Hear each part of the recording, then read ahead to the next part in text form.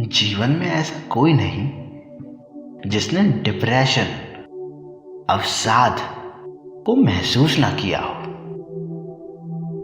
थोड़े समय के लिए ही सही, पर सबने कभी ना कभी इसे महसूस जरूर किया होगा। ये भी भला मन का ही एक स्वरूप है, लेकिन हाँ, इसका ठहर जाना मन में एक मायूसी का, उदासी का, चिड़चिड़ेपन का, क्रोध का रुक जाना, जरा जरा सी बात पर इन नकारात्मक भावों का ट्रिगर होना, इस तरह की अगर अवस्था बन जाती है तो जरूर ध्यान देने की बात है। तो चलिए आज इसी पर चर्चा करते हैं। देखिए, डिप्रेशन कोई बाहर से आने वाली अलग थलग सी चीज नहीं, बल्कि ये मन का ही एक रूप है। जैसे पॉजिटिविटी, एंथुसियाज्म, सकारात्मकता, हर्षोल्लास मन के रूप हैं, ऐसे ही नकारात्मकता और अवसाद भी। सकारात्मकता और हर्षोल्लास से भरा हुआ जीवन जीना हर इंसान चाहता है, लेकिन शायद ही कोई होगा जो अवसाद या नकारात्मकता से जीना चाहेगा।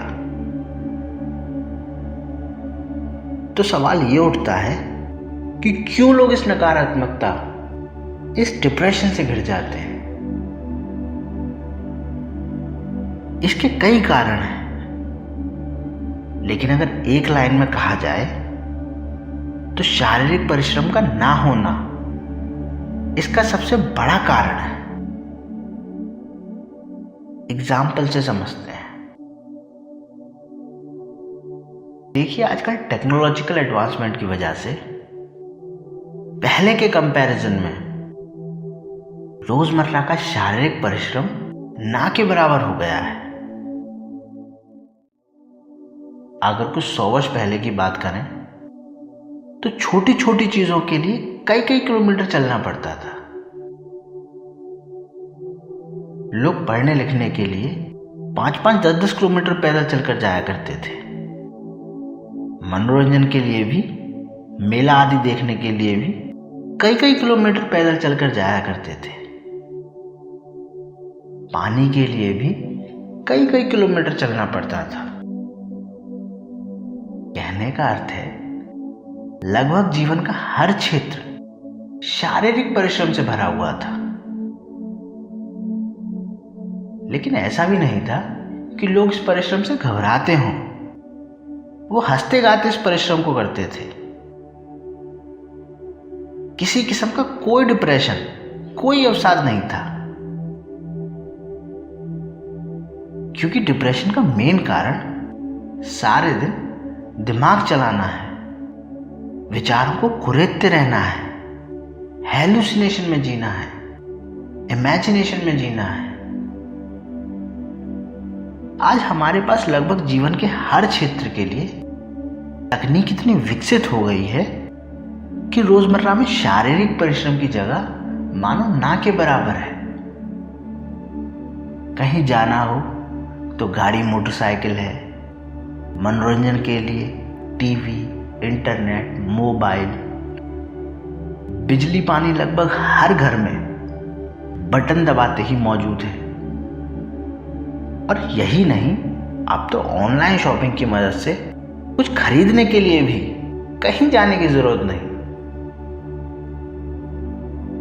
तो ऐसे में इंसान सारे दिन मन के ही चक्कर काटता रहता है और थक हार के डिप्रेस हो ही जाता है। क्योंकि जब आपका जीवन शारीरिक परिश्रम से भरा होता है तो आप चाहकर भी अपने मन के साथ नहीं उलझ सकते, क्योंकि आपको पता है कि आपके पास कितनी ऊर्जा है और आपको उसे कहां देनी है। डिप्रेशन का यही एक कारण नहीं, और भी कई कारण हैं। जैसे आजकल लोग एक ह्यूमन टच की कमी महसूस करते हैं, रियल वाइब्स की कमी महसूस करते हैं, क्योंकि लोगों ने टच स्क्रीन पर रहना शुरू कर दिया है। हार्मोनल केमिस्ट्री का बिगड़ जाना भी डिप्रेशन का एक बहुत बड़ा कारण है। देखिए, डेली बेसिस पर मोटिवेटेड रहने, एक्साइटेड रहने में शरीर का एक केमिकल हार्मोन डोपामिन जिम्मेदार होता है। इसी की आती जाती तरंगों से आप लाइफ में डिप्रेस्ड या मोटिवेटेड फील करते हैं।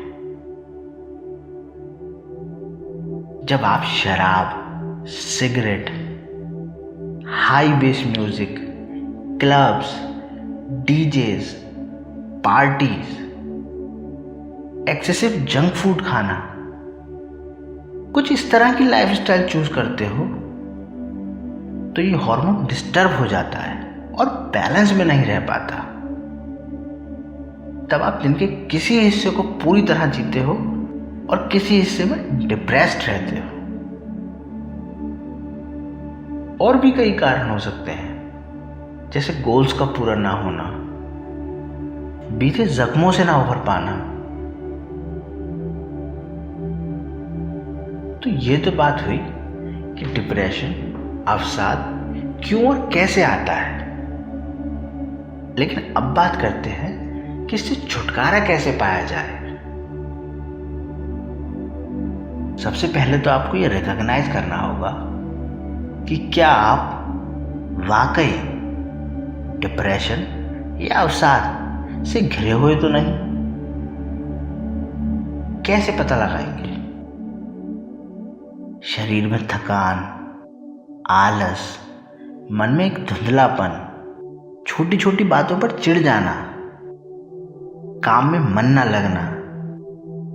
अगर ऐसे साइंस आप अपने अंदर देखते हैं तो ये हो सकता है कि आप डिप्रेशन में आ चुके हो।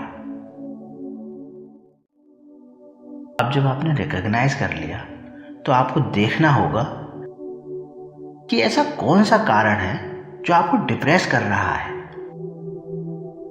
क्या आपका डेली बेसिस पर फिजिकल इन्वॉल्वमेंट बहुत कम है, या आपका ह्यूमन इंटरेक्शन बहुत कम है, या आपने उल्टी सीधी एक्टिविटीज में फंसकर अपना डोपामिन लेवल बिगाड़ लिया है, या कुछ और। अब जब कारण ढूंढ लिया तो इस पर काम करना शुरू कर दीजिए। फिजिकल इन्वॉल्वमेंट बढ़ा दीजिए।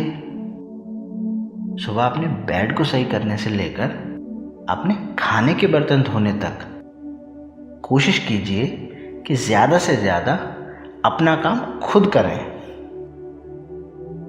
सोशल मीडिया से थोड़ा दूर रहें, सनलाइट लें, अपने डोपामिन लेवल को समझने की कोशिश करें।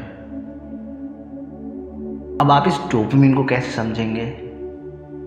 तो यहां आपको थोड़ी स्टडी करनी होगी, इंटरनेट, यूट्यूब की हेल्प लेनी होगी। और जैसे बुखार खांसी में एक डॉक्टर को कंसर्न करते हैं, ऐसे ही किसी प्रोफेशनल साइकोलॉजिस्ट को कंसर्न करना नॉर्मल समझें। अगर कभी भी आपको ऐसा लगे कि आप डिप्रेशन में आ चुके हैं तो घबराएं ना। कहते हैं जब जागो तभी सवेरा। ऐसा ना सोचें कि इससे निजात नहीं मिल सकती।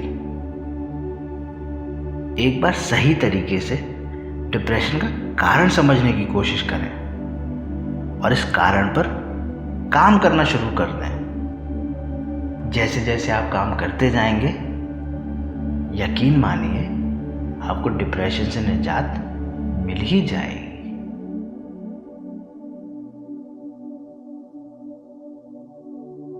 ये थी आज की वीडियो। जल्द ही मिलते हैं एक नई वीडियो के साथ। तब तक के लिए नमस्ते।